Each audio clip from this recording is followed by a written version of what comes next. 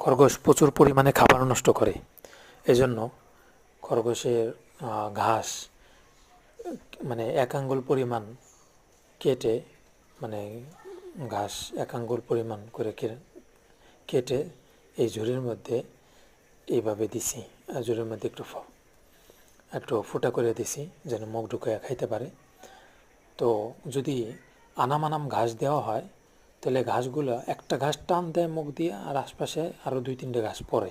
তো যেটা টান দেয় সেটা তো খায়, কিন্তু যেটা পড়ে যায় সেটা আর খায় না। এইভাবে অনেক ঘাস নষ্ট হয়, খাবার নষ্ট হয়। তো যদি ঘাস